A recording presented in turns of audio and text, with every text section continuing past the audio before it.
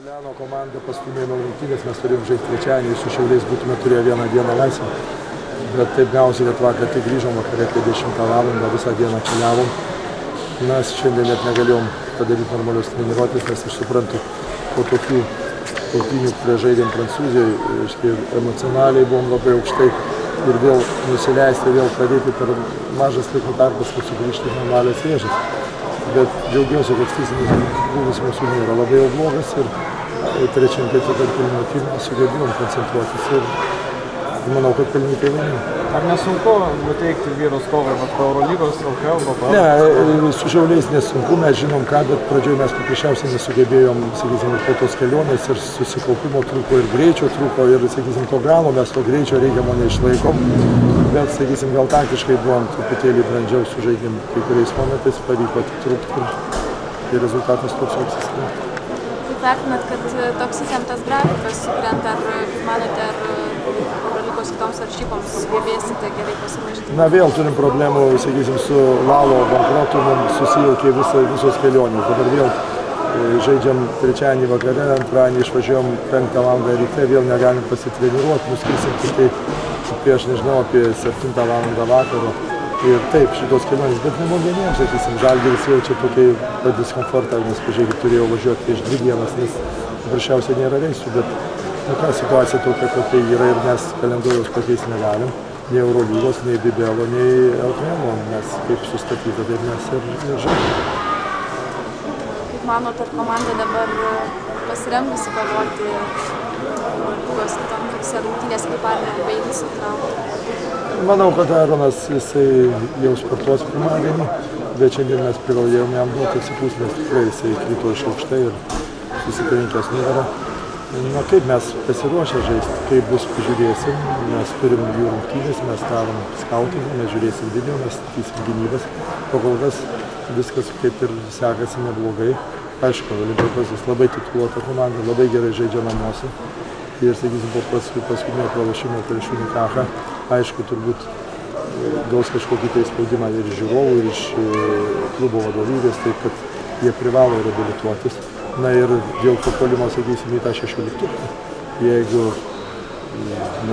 mums pasisektų juos įveikti išvyko, jau turėtų susikomplikavę gan rimtai padėtį. Taip kad mes laukiam tikrai rimtų varžybų, kaip mums pavyks mus matyti. Ar šiandien jokių neduosit nuobaudų žaidėjam? Ne, kad jau, sakysim, tą ritmą jau pasigavom. Sakysim, silpnesnės komandas jau kaip ir pražaidė, nes tikrai nėra variantų, kaip kitaip motyvuoti komandą žaisti rimtai. Kadangi mes nesam, sakysim, super lygio komanda, mes privalom kiekvienas rungtynės žaisti maksimumą ir kažkaip reikia žaidėjus motyvuoti. Motyvuojam kažkokiam nuobaudom, bet šiuo metu nematau tikslo vien dėl to, kad žaidžiam neblogai, pavargę. Ir neturiu priekaištų vyrų.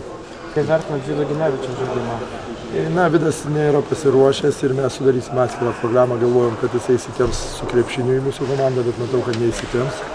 Ir mes kokią 2 savaičių programą su fizinio rengimo treneriu padarysim, kad jisai gan galėtų fiziškai žaisti su mumis vienam greitai, o krepšinį jisai moka žaisti. Ir šiuo metu paprasčiausiai fizinis pasiruošimas jau yra problema. Kaip jūs vertinat tą plakatą Vidui Ginevičiui skirtą? Na, manau, žinot kaip, mes gyvenam Lietuvoje. Ir gyvenimas pasidarė toks. Žmonės dirba Anglijoje, dirba Ispanijoje, kasa morkas, rauna ir visus kitokius darbus.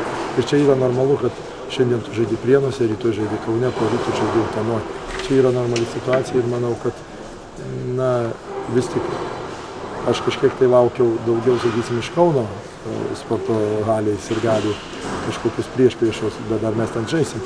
Bet iš Vilniaus tikrai nelaukiau vien dėl to, kad tas žmogus atėjo pas mumis, jis sutiko padėti, jisai geras žaidėjas. Ir manau, kad tokių dalykų nereikėtų, nes turi būti tolerantiškesni vienas kitų. Kaip vertinate Šiaulių komandos pajėgumą? Na, Šiauliai labai įdomi komanda, turi visas pozicijas, žaidžia gerai. Buvo gerai pasiruošę šitom rungtynėm, nes matosi iš gynybų, kadangi mes kažką bandom daryti, jau jie ruošia tam puolimui variantus. Ir gera komanda, aš manau, kad laikės sezono dabar jie stabilizavosi, laikės sezono dar sustiprės, pasigaus tą tokį kuražą vadinamą. Na ir jeigu sėkmės atveju Eurolygos, Europos taurės varžybose, pasijus, gal sakysim, daugiau įgys pasitikėjimo, tai bus labai rimta komanda. Kaip supratau, rimta komanda, o irgi vertinate neigiamai. Nenoriu, aš taip jūs matot, kaip jūs iš karto, aš nenoriu sakyti teigiamai, neigiamai. Tokių nėra juoda balta, gyvenime yra kaip ir vaivorykštė, turi 7 spalvas. Mes tik netom. Aš nemanau, kad tai yra geras. Žiūrėkit, mane treneris Prancūzijai, kai žaidžiau Prancūzijai pas Filipą Harvį, jisai man nutraukė kontraktą. Bet aš nepasakiau, ar jisai geras treneris ar ne, aš atėjau su komanda, mes nugalėjom, juos aš pagyriau jį kaip trenerį, pagyriau kaip komandą, viskas tą aš noriu pasakyti. Aš nenoriu sakyti, jis blogas, jis nutraukė su manim kontraktą, jis anoks toks. Nenoriu komentuoti sirgalių veiksmų. Sakau, jie turėtų būti draugiškesni savo komandos žaidėjams. Gali sektis, gali nesekti. O jie gerai ir blogai padarė, tai čia jau spręskit jūs, kaip Valinskas sakė, kaip Lietuvos Respublikos pilietis.